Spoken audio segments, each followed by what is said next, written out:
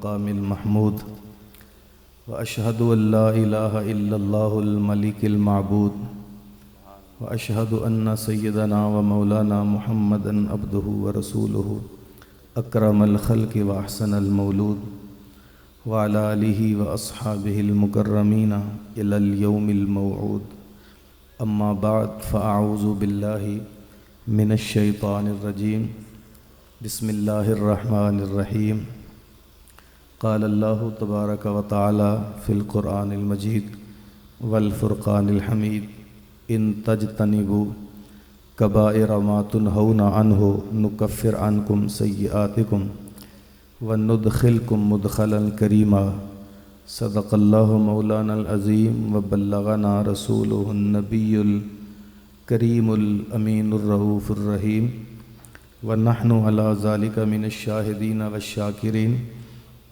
والحمد لله رب العالمين إن الله وملائكته يصلون على النبي يا أيها الذين آمنوا صلوا عليه وسلموا تسليما الصلاة والسلام عليك يا سيدي يا رسول الله وعلى آلك وأصحابك يا سيدي يا حبيب الله الصلاة والسلام عليك يا خاتم النبيين وعلى آلك وأصحابك يا رحمة للعالمين حمد و صلاۃ تعریف و توصیف اللہ جل وعلا کے لیے جو تمام جہانوں کا پالن ہار ہے۔ بارگاہ ربوبیت میں حمد و صلاۃ کے بعد آفتاب ہدا، مہتاب عطا، در بحر صفا، معدن اتقا، سید الاصفیاء، جلوہ حق نما، عکس نور خدا، صاحب حل عطا احمد مجتبیٰ، تم پہ لاکھوں سلام۔ شرح ام الکتاب، راستی کے نصاب، کذب کے سد باب، دفتر اکتساب، سارے نبیوں کے خواب، رحمت بے حساب، اے در مستجاب، اے رسالت معاب، تم پہ لاکھوں سلام۔ عالم ہست و بود، بزم غیب و شہود، زندگی کا وجود، بندگی کی قیود، اے امیر جنود، تم سے سب کی نمود، اے قیام و قعود، اے رکوع و سجود، تم پہ لاکھوں درود، تم پہ لاکھوں سلام۔ نور شمس و قمر، ظلمتوں کی سحر، راکب بحر و بر، مالک خشک و تر، سطوت بام و در، راہ داں راہ بر، صادق و معتبر، نطق شیریں اثر، ذات والا گہر، تم پہ لاکھوں سلام۔ رد ہر کال و کیل، حق پہ محکم دلیل، دین کے سنگ میل، عادل بے عدیل، کبریا کے وکیل، انبیاء کے کفیل، با کمال و جمیل، بے مثال و مثیل، تیرا دشمن ذلیل، تم پہ لاکھوں سلام۔ مدحت خاص و عام، منت ہر غلام، عاجزانہ پیام، ذکر خیر الانام، سب درود و سلام ذات والا کے نام، خود خدائے کرام بھیجتا ہے مدام، روز و شب صبح و شام، تم پہ لاکھوں سلام۔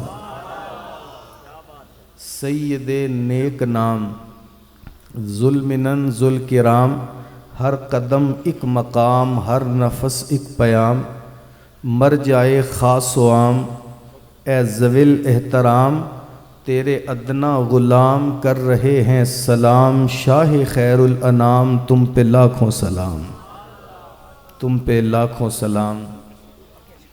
بارگاہ رسالت مآب صلی اللہ علیہ وآلہ وسلم میں اپنی عقیدتوں، ارادتوں، محبتوں اور چاہتوں کا نیاز پیش کرنے کے بعد میرے نہایت واجب الاحترام ذوی الاحتشام برادران اسلام، علماء کرام، بالخصوص آج کی مجلس کے صدر مجلس جناب قاری اشرف علی اشرف صاحب، زید مجدہ علمہ عملہ شرفہ۔ السلام علیکم ورحمۃ اللہ وبرکاتہ۔ قرآن مجید فرقان حمید سے میں نے ایک آیت طیبہ کا انتخاب کیا۔ دعا کریں اللہ میری زبان پہ کلمہ حق جاری فرمائے، قابل عمل باتوں پر اللہ عمل کر کے ہمیں اپنی راہوں کو سدھارنا نصیب فرمائے۔ میں اتنی طویل مسافت سے یہاں پہنچا اور آپ لوگوں کا ذوق اور شوق اور محبت اور وارفتگی دے کر تو میرا جی چاہتا تھا کہ میں بہت کچھ کہوں۔ میری ایک آرزو ہے علماء کے سائے میں کہ اگر آپ صرف میری طرف توجہ رکھیں گے، میرے سے قبل نقیب محفل نے آپ کو گرم جوش کیا، میرے بعد بھی آپ ساری رات ذکر پیغمبر سے اپنے اندر کی جلا کو مزید بڑھائیں گے، میں اعتراض نہیں کرتا۔ میرا ایک ہی سوال ہے کہ اگر آپ کی توجہ میری طرف رہی تو سینکڑوں کلومیٹر سفر رائگاں نہیں جائے گا۔ میں امید کرتا ہوں میری زبان سے نکلے جملے اللہ تعالیٰ شرف قبولیت ضرور عطا فرمائے گا۔ ارشاد باری تعالیٰ ہے، ان تجتنبوا کبائر ما تنہون عنہ، اگر تم کبائر سے اجتناب کرو یعنی بڑے بڑے گناہوں سے باز آ جاؤ، نکفر عنکم سیئاتکم، تو ہم تمہارے چھوٹے چھوٹے یوں ہی معاف کر دیں گے، وندخلکم مدخلا کریما، اور ہم تمہیں عزت والے گھر میں داخل فرمائیں گے۔ آپ کی توجہ کی نظر آیت کا ترجمہ دوبارہ سماعت کریں۔ اللہ کا وعدہ ہے اگر تم بڑے بڑے گناہوں سے درگزر کر لو، باز آ جاؤ، رک جاؤ، گریز کر لو، تو میرا وعدہ ہے چھوٹے چھوٹے تمہارے گناہ میری رحمت یوں ہی معاف کر دے گی۔ وَنُدْخِلْكُمْ مُدْخَلًا كَرِيمًا، اور ہم تمہیں عزت والے گھر میں داخل کریں گے۔ مولا علی کرم اللہ وجہہ الکریم فرماتے ہیں، آقا کریم صلی اللہ علیہ وسلم نے فرمایا، اللہ نے کچھ چیزیں تمہارے پہ فرض کی ہیں، انہیں بہر صورت ادا کرو۔ کچھ چیزیں تمہارے پہ حرام کی ہیں، ان سے ہمیشہ اجتناب کرو۔ کچھ تمہارے اوپر حدیں مقرر کی ہیں، انہیں تجاوز نہ کرو۔ کچھ چیزیں مشتبہ کر دیں یعنی ان کی حلت اور حرمت کو واضح نہ کیا، ان سے بھی بچ جاؤ، دنیا میں بھی عزت پاؤ گے، قیامت کے دن بھی اللہ عزتیں عطا فرمائے گا۔ علماء تفسیر لکھتے ہیں ہر وہ گناہ، توجہ ہے، ہر وہ گناہ جس کے ارتکاب پر اللہ نے کوئی حد مقرر کی ہو یا جس کے کرنے کے بعد عذاب شدید کا وعدہ کیا ہو، اسے گناہ کبیرہ کہتے ہیں۔ یا وہ چیزیں جو اللہ نے فرض کی ہیں ان کا ترک کرنا، جو چیزیں حرام کی ہیں ان کا ارتکاب کرنا گناہ کبیرہ کہلاتا ہے۔ اور وعدہ کیا ہے؟ جو ان کبیرہ سے باز آ جائے گا اللہ ان کے صغیرہ یوں ہی معاف فرما دے گا۔ شیخ سعدی شیرازی فرماتے ہیں، علماء کی مجلس بادشاہ کے ہاں سجی ہے اور ساتھ عوام بھی حاضر خدمت ہیں، تو بادشاہ نے علماء کو مخاطبہ کرتے ہوئے کہا، کون ہے جو آج کی اس مجلس میں مجھے بتائے کہ میں جنتی ہوں کہ جہنمی؟ بادشاہ کا سوال تلخ تھا، علماء خاموش رہے۔ اس نے پھر دوہرا کے کہا، کون ہے جو مجھے بتائے آج کی مجلس میں میں جنتی ہوں کہ جہنمی؟ ایک عالم دین کھڑے ہوئے، بڑی معقول سی بات کہی، کہا بادشاہ کچھ باتوں کا جواب دینا ہمارے بس کی بات نہیں۔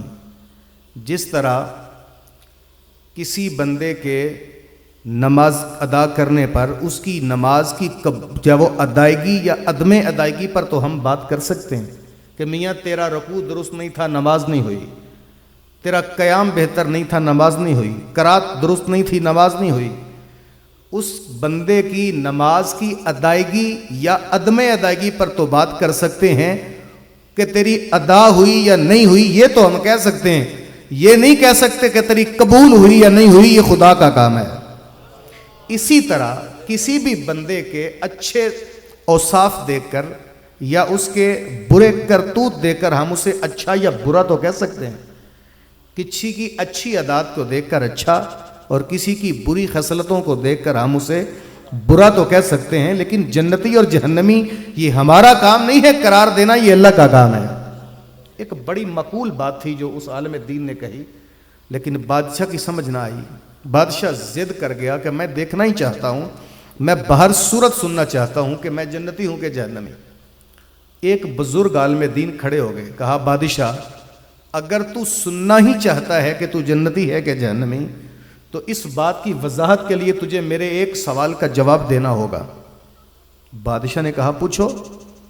کہا بادشاہ کبھی تیری زندگی میں کوئی ایسا لمحہ آیا ہو کہ تیرے نفس نے تجھے گناہ کی طرف ابھارا اور تو نے اللہ کے خوف سے اپنے نفس کو روک لیا ہو؟ یہ بڑا تلخ سوال تھا بھائی. یہ تو کسی عام بندے سے تنہائی میں بھی پوچھے تو شاید وہ بتانے پہ ایگری نہیں ہوتا، کہ کوئی بندہ اپنی پرائیویسی کسی کے سامنے کھل کر بیان نہیں کرتا. تو کجا یہ سوال بادشاہ سے، اور وہ بھی برسر دربار. کہا بادشاہ تیری زندگی میں کوئی ایسا لمحہ آیا کہ تیرے نفس نے گناہ کی طرف ابھارا ہو، تو نے اللہ کے خوف سے اپنے آپ کو روک لیا؟ بادشاہ ایک لمحے تو سکتے میں آ گیا، چند لمحے سوچنے کے بعد کہنے لگا ہاں میری زندگی میں ایک وقت آیا کہ میں شکار سے واپس پلٹا، ایک لونڈی خادمہ نوکرانی میرے محل کے خاص کمرے میں میرے لیے پھولوں کی سیج بچھا رہی تھی. شکل صورت سے خوبصورت تھی. جیسے ہی میں کمرے میں داخل ہوا دیکھا اور دل ہار گیا. میں نے جلدی سے دروازہ بند کیا اور اس خاتون کو دعوت گناہ دی، لیکن وہ گناہ پر آمادہ نہ ہوئی.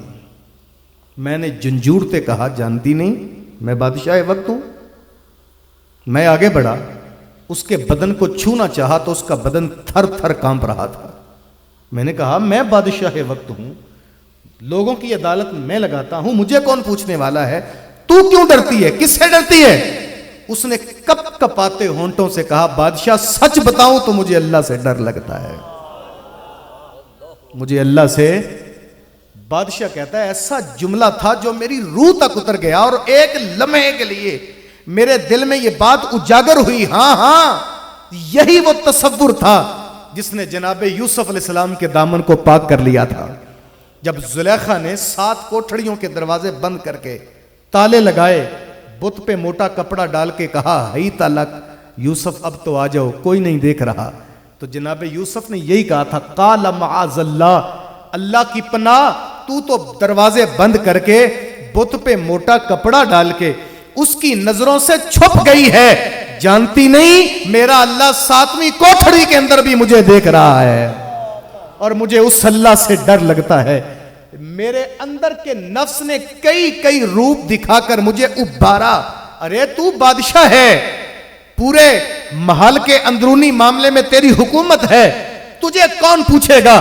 اگر یہ خاتون چیخے اور چلائے گی تو اس کی معصوم سی چیخیں اسی بند کمرے میں دب جائیں گی، کوئی تجھے پوچھنے والا نہیں. اپنے نفس کی خواہش کو پورا کر لے، اپنے من کے ارمان اس کے اوپر پورے کر. بار بار اندر سے جب وہ میرے نفس نے کئی روپ دکھا کر مجھے بڑھانا چاہا، لیکن وہ عورت کا جملہ میرے روح تک اتر گیا. کہا بادشاہ تو کہتا ہے سب کی عدالت میں لگاتا ہوں، مجھے اس سے ڈر لگتا ہے جو قیامت کے دن تیری بھی عدالت لگانے والا ہے، اس کے کٹہرے میں جواب تجھے بھی دینا پڑے گا. بادشاہ کہتا ہے کہ مجھے خوف آیا اور میں نے جلدی سے دروازہ کھول کے خاتون کو آزاد کر دیا. یہ وہ لمحہ تھا کہ میرے نفس نے تو مجھے بار بار گناہ کی طرف کھینچا، لیکن اللہ کے ڈر سے میں نے دروازہ کھول کے اسے آزاد کر دیا اور خود کو روک لیا. بابا جی کہنے لگے بادشاہ پھر تو جنتی ہے. کہا ایک واقعے کا جواب سن کر مجھے کس بنیاد پہ جنتی کہہ رہے ہو؟ کہا بادشاہ جنتی کہا میں نے ہے، لیکن تیرے جنتی ہونے کی گواہی اللہ کا قرآن دیتا ہے. کہا کیسے؟ کہا پڑھو اللہ کا قرآن. فَأَمَّا مَنْ خَافَ مَقَامَ رَبِّهِ وَنَهَى النَّفْسَ عَنِ الْهَوَىٰ فَإِنَّ الْجَنَّةَ هِيَ الْمَأْوَىٰ. جس نے اللہ کے ڈر سے اپنے نفس کو گناہ سے روک لیا، میرا مالک کہتا ہے اسی کا ٹھکانہ جنت ہے. میں اور آپ مسلسل گناہوں کی دلدل میں ہوں، مسلسل اللہ کے حکم کو توڑتے رہیں اور تسبیح پکڑ کے یا رحیم یا کریم یا رحیم یا کریم کہیں، یہ کوئی محبت کا تقاضا نہیں ہے۔ کبھی اپنے گناہوں کے اندر اتر کر دیکھیں، اپنے نامہ اعمال کو دیکھیں، اپنے من کے اتریں، اپنے ضمیر کی عدالت ضرور لگایا کریں۔ اور میاں زندگی میں رہنے کی بہترین جگہ اپنی اوقات ہے، اور اترنے کا سب سے بہترین مقام اپنا گریبان ہے۔ لگانے والی بہترین عدالت سپریم کورٹ نہیں، وہاں غلط فیصلے ہو جاتے ہیں۔ عدالت کوئی بھی ایسی نہیں جو بہترین فیصلے کرے، اگر عدالت فیصلے کرتی ہے تو وہ ضمیر کی عدالت ہے جو فیصلے کرتی ہے۔ کبھی میں اور آپ اپنے ضمیر کی عدالت لگا کے نا اپنے من میں اتریں۔ اقبال تو ساری زندگی ڈنڈورا پیٹتا رہا، اپنے من میں ڈوب کر پا جا سراغ زندگی، میرا نہیں بنتا تو نہ بن اپنا تو من۔ اقبال نے تو بندہ مومن کو سامنے رکھ کے کہا، تو راز کن فقاں ہے، اپنی آنکھوں پر عیاں ہو جا، تجھے پتہ ہی نہیں تو کیا ہے، قدرت نے تجھے کتنا نوازا، تو وہ کائنات ہے کہ جس کو پیدا کر کے تیرے سر پہ اللہ نے نیابت کا تاج رکھا۔ تجھے سجدہ کرنے سے انکار کرنے پر ساری زندگی عبادت کرنے والے ابلیس کو راندے درگاہ کر دیا گیا۔ تو معمولی نہیں ہے۔ اقبال نے آنکھوں میں آنکھیں ڈال کر اپنی ملت کے نوجوان سے کہا، میاں تو معمولی نہیں، تو راز کن فقاں ہے، اپنی آنکھوں پر عیاں ہو جا، خودی کا رازداں ہو جا، خدا کا ترجمہ ہو جا، خودی میں ڈوب جا، غافل یہ سر زندگانی ہے، نکل کر حلقہ شام و سحر سے جاویداں ہو جا۔ کبھی اندر تو اتر تو صحیح اپنے اندر۔ گلیوں چوکوں بازاروں میں کھڑا ہو کر وقت برباد کرنا یہ تیری جوانی کا تقاضا نہیں ہے۔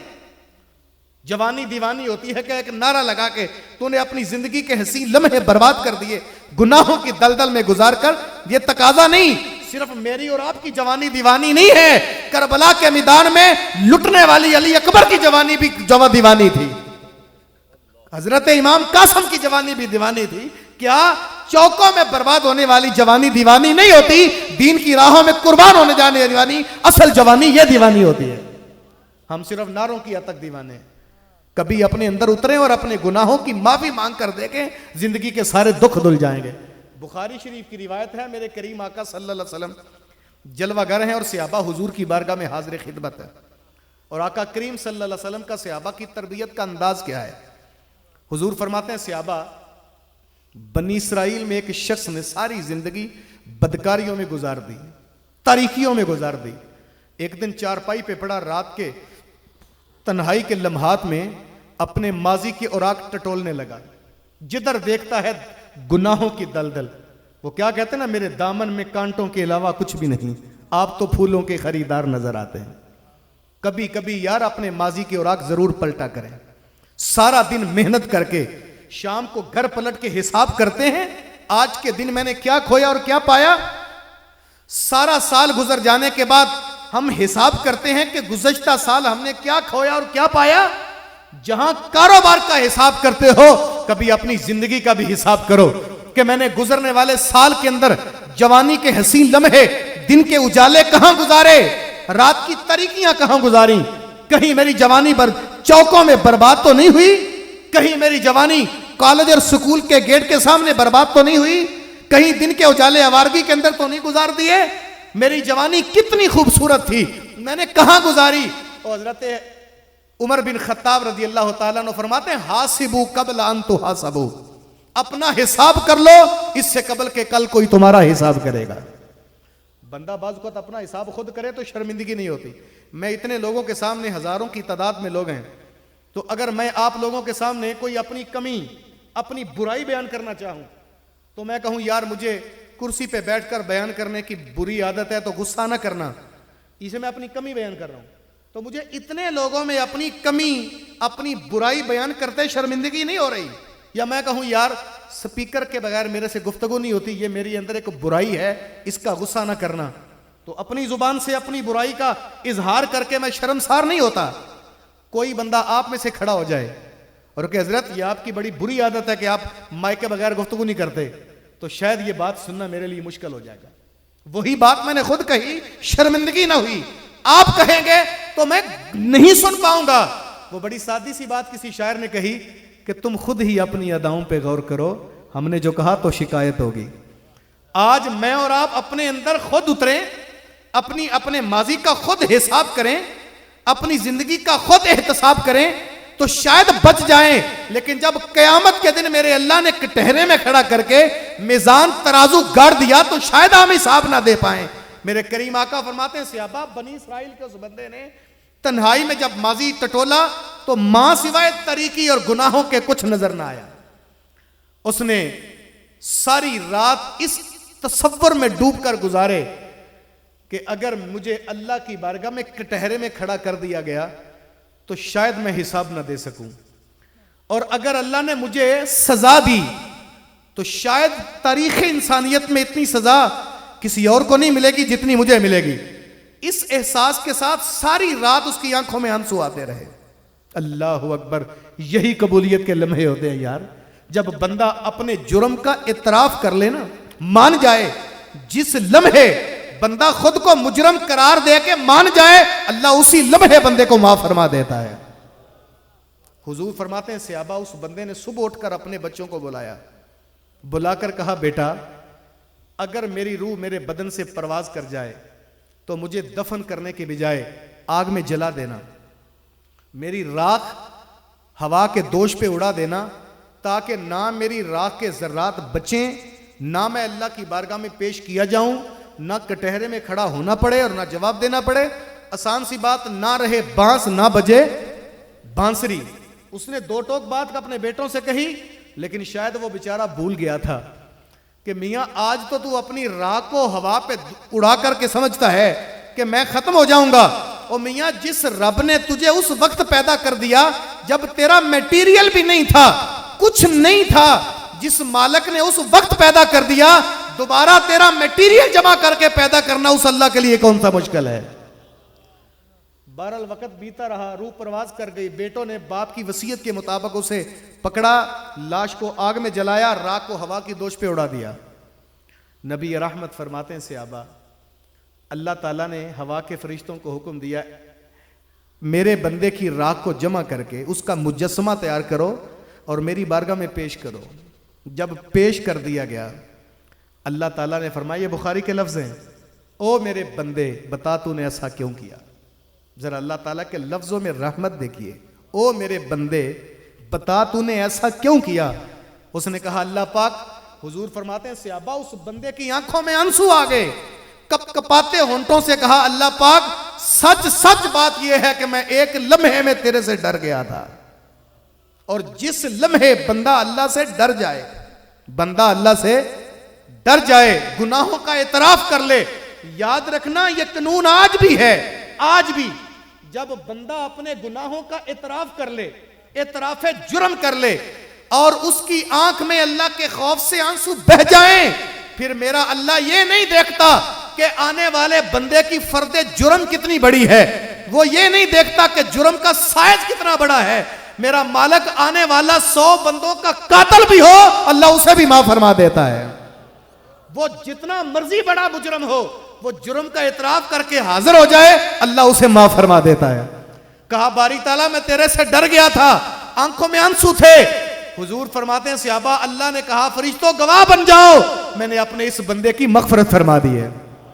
اور یار جب بندہ اپنے گناہوں کا اعتراف کر لے تو دنیا کی کوئی طاقت اسے زیر نہیں کر سکتی. کبھی کبھی اپنے اندر اتر کے دیکھیں. آج پھیلتی ہوئی بے حیائی، آج بڑھتی ہوئی مہنگائی نے ہر شخص کے منہ سے لقمہ چھین لیا. آج ہماری مائیں اور بہنیں اپنے گھروں کے اندر بھی محفوظ نہیں ہیں. آج عبادت کرنے والے اللہ کے گھر کے اندر بھی اس وقت تک سجدہ اطمینان سے نہیں کرتے جب تک سیکیورٹی گارڈ کھڑا نہیں کر لیتے. یہ حالات اس لیے نہیں ہے کہ حکمران بھی غیرت ہو گئے، او بھائی نہیں. کبھی اپنے اندر اتر کے دیکھیں یہ پھیلتی بے حیائی، بڑھتی ہوئی مہنگائی، بگڑتے ہوئے حالات کہیں میرے گناہوں کی وجہ سے تو نہیں ہے، کہیں میری بربادیوں کی وجہ سے تو یہ سارا ماجرا نہیں ہے. میں آپ لوگوں سے سوال کرتا ہوں کہ آپ لوگ جتنے بھی پاکستان میں حکمران ہیں یا آپ کے آزاد کشمیر میں ہیں، ہم کہتے ہیں فلاں حکمران چور ہے، فلاں ڈاکو ہے، فلاں غدار ہے، فلاں تو بالکل اسلام سے دور ہے. ہم ہر حکمران کو رات سونے سے قبل 50 گالیاں نکال کے سو جائیں اور صبح اٹھیں ایمانداری سے بتائیں بے حیائی ختم ہو جائے گی؟ بد امنی ختم ہو جائے گی, ہمارے حالات بہتر ہو جائیں گے. بلکہ ان حکمرانوں کو چھوڑیں, تمام تر پارلیمنٹیرین کو رات سونے سے قبل 15 گالیاں اصالہ ثواب کر کے سوئیں. صبح اٹھیں گے تو کیا ملک میں انقلاب آ جائے گا؟ اسلام ہماری گالیاں نہیں مانگتا, اسلام ہماری بد دعائیں نہیں مانگتا. اگر انقلاب بد دعائیں دینے سے آتا ہوتا تو طائف کے بازاروں میں میرے پیغمبر نے پتھر کھائے, صحابہ نے کہا بد دعا کر دیں, اللہ کے فرشتے آئے حکم کریں آسمان کی بلندیوں پہ لے جا کر پٹک کے زمین پہ دے ماریں, حرف غلط کی طرح مٹ جائیں گے. اگر بد دعا دینے سے انقلاب آتا, لب مصطفیٰ حرکت میں آتے, ہر چیز ملیا میٹ ہو جاتی. لیکن میرے حضور نے کہا صحابہ نہیں, اگر یہ نہیں نہ مانتے نہ مانے, مجھے ان لوگوں کی نسلوں سے ایمان کی توقع ہے. ہاتھ اٹھا کے کہا اللہم اہد قومی فإنہم لا یعلمون, اللہ ان لوگوں کو ہدایت دے, یہ تیرے محمد کو جانتے ہی نہیں ہیں. اسلام ہماری بد دعائیں نہیں مانگتا. جو معاشرہ میرے حضور نے تشکیل دیا تھا وہ بد دعاؤں سے ختم نہیں ہوا, یا صرف دعاؤں کے ذریعے پیدا نہیں ہوا. ہم اللہ کے گھر میں جا کر دعائیں مانگتے رہے, اللہ اسلامی انقلاب آ جائے, باری تعالیٰ کوئی عمر کا جانشین عطا فرما, اللہ کو محمد بن قاسم بھیج دے, کوئی صلاح بن ایوبی عطا فرما. ایسے انقلاب نہیں آتے. میرے کریم آقا صلی اللہ علیہ وسلم نے جو معاشرہ تشکیل دیا تھا, 40 سال تک اس معاشرے کی تشکیل کے لیے پہلے میرے سونے محمد نے کردار ادا فرمایا. 40 سال کردار ادا کرنے کے بعد رزلٹ کیا نکلا؟ اپنے تو اپنے رہے, کفر کے اندر رہنے والے بھی میرے محمد کو صادق اور امین کے لقب سے یاد کرتے تھے. پھر 40 سال کے بعد جب میرے حضور نے اعلان نبوت کیا, اور اعلان نبوت کرنے کے بعد صرف دعا نہیں مانگی اللہ اسلام دے دے, اللہ اسلام دے دے, او بھائی نہیں, اسلام کی برادری تک تشکیل دینے کے لیے, اسلامی معاشرہ تشکیل دینے کے لیے دن رات محنت کر کے اس معاشرے کو بہترین ابو بکر صدیق تیار کر کے دیا. پھر اس معاشرے کی بہتری کے لیے ہاتھ اٹھا کر کہا اللہم اید الاسلام بعمر بن الخطاب, اللہ عمر بن خطاب جیسے جری جوان سے اسلام کی مدد فرما دے. کبھی اللہ سے ابو بکر صدیق مانگا, کبھی اس معاشرے کی بہتری کے لیے عمر مانگا, کبھی عثمان ذوالنورین مانگا, کبھی حیدر کرار مانگا, کبھی اپنے جب وہ سینے سے بلال حبشی کو مانگا. اور میاں ان لوگوں نے اسلام کے لیے کردار ادا کیا, اور جن لوگوں نے اسلام کو فالو کر لیا, قبول کر لیا, عمل کیا, پھر اسلام نے یہ نہیں دیکھا کہ میرے پہ عمل کرنے والا ذات کا حبشی ہے, اسلام نے یہ نہیں سوچا میرے پہ عمل کرنے والا پیشے کا غلام ہے, یہ نہیں سوچا میرے پہ عمل کرنے والا جو وہ رنگ کا کالا ہے, قد کا لمبا ہے. نا, اسلام پہ عمل کرنے والے بلال کو بھی اسلام نے اتنی عزتوں سے نوازا, وہ عمل کرنے کے بعد بلال چلتا مکے کی گلیوں میں تھا, قدموں کی آہٹ جنت تک جاتی تھی. آج میں عمل نہیں کرتا لیکن انقلاب مانگتا ہوں. اسلام نے جو معاشرہ دیا تھا, او بھائی ہم نے اس کا حشر کیا کیا. سنیے میرے حضور نے کیا معاشرہ دیا. ایک صحابی کہتے ہیں میں کسی غزوے سے واپس پلٹا تو مجھے مال غنیمت سے ایک بکرے کی سری حصے میں ملی. گھر آیا, بیوی کو پکانے کے لیے دی. بیوی بھی حضور کی تربیت یافتہ تھی, کہنے لگی اگر تم کہو تو اس سری کے گوشت کے ہمارے سے زیادہ حقدار ہمارے ہمسائے ہیں. کہا کوئی بات نہیں, انہیں دے دو. میری بیوی نے سری میرے ہمسائے کے گھر بھیج دی. اس نے بھی خود جلدی پکائی نہیں, اس نے اپنے ہمسائے کو اپنے سے زیادہ ضرورت مند سمجھ کے وہ سری اٹھائی, ساتھ والے گھر میں بھیج دی. اس نے اپنے ساتھ والے کے گھر میں بھیج دی. وہ صحابی کہتے ہیں کعبے کے رب کی قسم, ابھی اس دن کا سورج غروب نہیں ہوا, سارا محلہ گھوم کے وہ سری شام کو پھر میرے گھر میں آ گئی تھی. احساس کا یہ معاشرہ حضور نے ہمیں دیا. میں اپنے ہمسائے کے جب وہ پانی کو بند کرنے کے لیے اینٹ خود ٹھونستا ہوں, پتھر خود ڈھا دیتا ہوں, اور چوک میں کھڑا ہو کے کہتا ہوں امریکہ نے تو مسلمانوں کو یرغمال بنا لیا. اور یار مجھے یہ بتاؤ, گاڑی پہ سوار ہونے سے پہلے لمبی دعائیں ہم پڑھتے ہیں کہ انگریز پڑھتے ہیں؟ ایمانداری سے بتاؤ. ہم پڑھتے ہیں نا, لیکن کبھی جب وہ تجزیہ پڑھو 72 گھنٹے ہماری فلائٹیں لیٹ ہوتی ہیں, ان کی لیٹ نہیں ہوتی. کھانا کھانے سے پہلے اور کھانا کھانے کے بعد لمبی دعائیں ہم پڑھتے ہیں, انگریز نہیں پڑھتے. لیکن اتنے پیٹ ہمارے بڑھتے ہیں, ان کے نہیں بڑھتے. ہمارے اندر کردار نام کی چیز کوئی نہیں اور انقلاب مانگتے ہیں. اسلامی معاشرہ ہمارا کردار مانگتا ہے. اور میاں جب تک وہ معاشرہ، صحابہ کا جذبہ یہ تھا کہ وہ اپنے ہمسائے کے پاؤ گوشت کے لیے اپنے گھر کی بھینس ذبح کرنے کا جذبہ رکھتے تھے، لیکن ہم اپنے پاؤ گوشت کے لیے ہمسائے کی بھینس ذبح کرنا چاہتے ہیں. ہم اپنے 10 روپے کے فائدے کے لیے اپنے مالک کے 1000 کا نقصان کر کے بھی اللہ سے رحم کی اپیل کر رہے ہوتے ہیں. ایسے کبھی انقلاب نہیں آتا. میں معافی چاہتا ہوں، اسلام ہمارے عمل کو مانگتا ہے. اپنے گھر میں بیٹھ کر بد دعائیں دینے سے کبھی انقلاب نہیں آتا. حکمرانوں کو گالیاں دینے سے انقلاب نہیں آتا. او بھائی، انقلاب عمل مانگتا ہے. ہم لوگ چور کا ہاتھ کاٹنے والا حکمران تو اللہ سے روز مانگتے ہیں، چوری چھوڑنے کے لیے تیار نہیں ہے.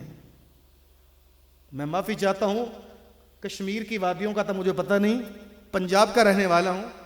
ہمارے ہاں تو ہے بھائی، سکولوں میں جائیں تو وہاں جہالت بٹ رہی ہوتی ہے.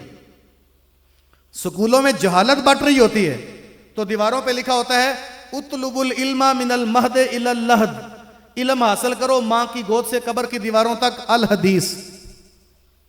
ہسپتالوں میں جائیں، موتیں بٹ رہی ہیں، موتیں.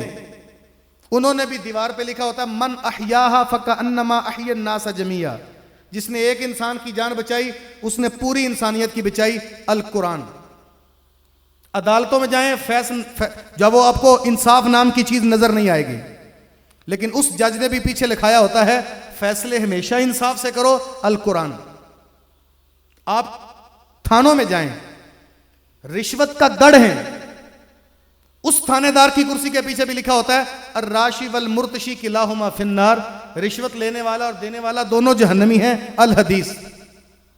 کچہری میں جائیں، 200 روپے کے اندر اچھا گواہ مل جائے گا. پٹرول لیٹر ملے نہ ملے، 200 روپے میں اچھا گواہ مل جائے گا. اور وہ بھی گواہی دینے کے بعد واپس پلٹتا ہے، اس کے دفتر میں کتبہ لگا ہوتا ہے جھوٹی گواہی دینے والا ہم میں سے نہیں. الحدیث. بازار میں جائیں، دھوکے اور فراڈ کے اڈے ہیں، انہوں نے بھی اپنی اپنی دیواروں پہ لگایا ہوتا ہے ملاوٹ کرنے والا ہم میں سے نہیں. الحدیث. او بھائی، کیا اللہ کا قرآن اور کریم آقا کا فرمان نوشتہ دیوار کے لکھنے پہ انقلاب آ جائے گا؟ کیا ہم نے اور جن لوگوں نے عمل کیا اور جن لوگوں نے اس قرآن کو اپنے پہ نافذ کر لیا، جن لوگوں نے حضور کی زندگی کو اپنے اوپر نافذ کر لیا، انہیں کتبہ لگانے کی ضرورت نہیں تھی. اور میاں وہ جس گلی سے گزر جاتے تھے، وہ تو جب وہ بہتے دریا کو چند لفظوں کا خط لکھتے تھے، نیل کی موجیں بھی پریشان ہو جاتی تھیں. وہ تو مدینے کی سرزمین پہ مسجد نبی کے منبر پہ بات کرتے تھے، یمن کے پہاڑوں تک چلی جاتی تھی، کیونکہ عمل کرتے تھے. ہمارے پلے بات کوئی نہیں ہوتی، گناہوں کی دلدل میں ہم پھنسے ہوتے ہیں اور اللہ سے رحم کی اپیل کر رہے ہوتے ہیں. یاد رکھنا، یہ آج جو ملکی حالات برباد ہو گئے ہیں، آج یہ حکمران جو ہمارے پہ مسلط کر دیے گئے ہیں، ضروری نہیں کہ یہ پیدائشی غدار ہیں. او میاں، اگر وہ غلط ہے، میں کون سا پیکر استقامت ہوں؟ میں کون سا رسول اللہ کی سنتوں کا پیکر ہوں؟ میرے پلے کیا ہے؟ میں چوری چھوڑنے کے لیے تیار نہیں، چور کا ہاتھ کاٹنے والا حکمران مانگتا ہوں. میں بے ایمانی کرنے والے بندے کو سلاخوں کے پیچھے دھکیلنے والا حکمران تو روز مانگتا ہوں. بے ایمانی چھوڑنے کے لیے تیار نہیں. جب تک میں عمل نہیں کروں گا تب تک معاشرہ کبھی بہتر معاشرہ بن سکتا. وہ بولیے، وہ اقبال نے کہا تھا کبھی ہے نوجوان مسلم تدبر بھی کیا تو نے، وہ کیا گردوں تھا جس کا تو ہے ایک ٹوٹا ہوا تارا. تجھے اس قوم نے پالا ہے، تجھے اس قوم نے پالا ہے، آغوش محبت میں کچل ڈالا تھا جس نے پاؤں سے تاجے سرے دارا. تجھے آبا سے اپنے کوئی نسبت ہو نہیں سکتی، کیونکہ تو گفتار وہ کردار، تو ثابت وہ سیارہ. او میاں، جب تک ہمارے بڑے قرآن کو پہ عمل کرتے تھے، جب تک ہمارے اندر کردار موجود تھا، ہم گفتار کے نہیں کردار کے غازی تھے. ہماری نظروں میں جب تک حیا تھی، زبان پہ سچائی کا نور تھا، لباس رسول کا ترجمان تھا، تب ہماری حالت کو اقبال نے بیان کرتے کہا او میاں، تب تک نوجوانوں تمہاری حالت کیا تھی کہ دیں ازانے کبھی یورپ کے کلیساؤں میں، کبھی افریقہ کے تپتے ہوئے صحراؤں میں، دشت و دشت دریا بھی نہ چھوڑے ہم نے، بحر ظلمات میں دوڑا دیے گھوڑے ہم نے. اور آج میں معافی چاہتا ہوں، آج پوری دنیا کے اندر 2.25 ارب سے زیادہ مسلمانوں کی تعداد ہے. 56-57 اسلامی ملکوں کے ہم مالک ہیں. 9 کروڑ مربع میل کا رقبہ مسلمانوں کے قبضے میں ہے اور 70 لاکھ سے تجاوز کرتی ریگولر فورس ہمارے پاس موجود ہے. سونا، چاندی، کوئلہ، ہیرا، یورانیم، گیس، پٹرول، کون کون سے ذخائر ہیں جس کے ہم مالک نہیں ہیں. 25% دنیا بھر کی زرعی زمین ہمارے قبضے میں ہے. 70% پٹرول دنیا کا ہمارے پاس ہے. لیکن 313 بدر کے مجاہدوں کے یہ وارث آج پوری دنیا کے اندر عالم کفر کے سامنے بے بس ہیں، لرزاں ہیں کفر کے سامنے. او بھائی سنو، آج پوری دنیا کا تجزیہ کرو، آنکھیں کھول کر جینے کا وقت ہے. آج ہر نوجوان کی پاکٹ میں سوشل میڈیا ہے. اپنی عقلوں کو صرف کرو. آج پوری دنیا کے حالات پڑھو. بدھ مت ہے، ہندو ہے، سکھ ہے، یہودی ہے یا عیسائی ہے، اپنے اپنے ملکوں میں امن شانتی سے ہیں. آج پوری دنیا کے اندر اگر کسی ملک کی گلیاں خون کی ندیاں بن گئی ہیں تو مسلمانوں کی. آج کشمیر سے لے کر فلسطین تک، آج برما کی سرزمین سے لے کر سیریا تک، آج جب وہ پوری دنیا کے آذربائیجان سے لے کر ڈھل جھیل کے کناروں تک اگر ماں بہنوں ان کے تاج کو تار تار کر دیا گیا ہے. آج مسلمان کی خواتین جب وہ تار تار اس کے پردے کو کر دیا گیا ہے. آج مسلمان اگر مسجدوں میں لاشیں اڑتے ہیں تو مسلمانوں کے، عزائے بدنیاں کاٹ کر بکھیر دیے جاتے ہیں تو مسلمانوں کے. آج اگر پوری دنیا کے اندر بے توقیر ہو گئے ہیں تو مسلمان. میں ہاتھ جوڑ کے کہتا ہوں، کبھی سوچا کبھی آپ نے غور کیا؟ اپنے گریبان میں جھانک کر دیکھیں. او میاں ہم جوان تھے. محمد بن قاسم دیبل کے ساحل سے ایک بہن نے بھائی کو آواز دی تھی. وہ مدینے سے چل کر سندھ کی سرزمین تک آ گیا تھا اور جدھر سے گزرتا تھا، جہاں اس کے قدم لگتے تھے، وہاں سے رہنے والے لوگوں کی زبان پہ محمد عربی کا کلمہ جاری ہو جاتا تھا. آج میں جوان بھی ہوں، آج میرے اندر جذبات بھی ہیں. آج ماں مجھے اپنا قبلہ مانتی ہے. آج باپ مجھے اپنا قبلہ تصور کرتا ہے. آج بہت سارے حسن ہمارے پاس ہیں. لیکن کبھی میں نے سوچا کہ جوان ہونے کے باوجود میری مائیں بہنیں بے توقیر ہو رہی ہیں. آج احساس نام کی چیز ختم ہو گئی ہے. ایک طرف کشمیر کی وادی میں ماں بہنوں کو کاٹا جا رہا ہے.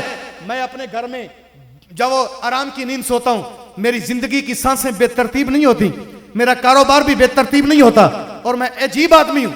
وہ میں نے کل پرسوں سوشل میڈیا پہ، فیس بک پہ ایک جملہ پڑھا، مجھے بڑا لطف آیا. وہ کسی شخص نے لکھا کہ ہم اس معاشرے میں جی رہے ہیں کہ جہاں لوگ ڈرامہ دیکھ کر تو روتے ہیں. جس معاشرے میں ہم جی رہے ہیں وہاں لوگ ڈرامہ دیکھ کر تو روتے ہیں اور حقیقت کو دیکھ کر کہتے ہیں یہ سب ڈرامہ بازی ہے. عجیب بات ہے. ہم کس معاشرے میں جی رہے ہیں اور کہاں جا رہے ہیں؟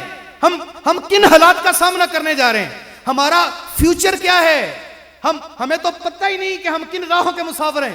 ہمارے پاس 10 ڈگریاں ہیں، گریبانوں میں اتار کے ہم جب سڑکوں پہ رسوا ہو رہے ہیں. ہمیں منزل کا پتہ ہی نہیں کہ ہم نے جانا کہاں ہے. M A, B A, B Ed اور جب وہ پی ایچ ڈی ڈگریاں کر لیتے ہیں. وہ کیا اکبر الہ آبادی کا جملہ ہے تو تلخ. اس نے کہا تھا کیا بتائیں احباب کیا کار نمایاں کر گئے، بی اے کیا نوکر ہوئے، پینشن ملی اور مر گئے. یہ ہماری زندگی کا مقصد ہے. میری دعا ہے آپ لوگوں کی آمین کے ساتھ. اتنے لوگ آپ لوگ جمع ہیں، میری دعا ہے باری تعالیٰ میری زبان سے نکلے یہ بے ترتیب سے جملے اگر ان لوگوں کی سمجھ میں آ گئے ہیں، اللہ ان جملوں میں اثر ڈال کے ان کو دلوں میں اتار دے.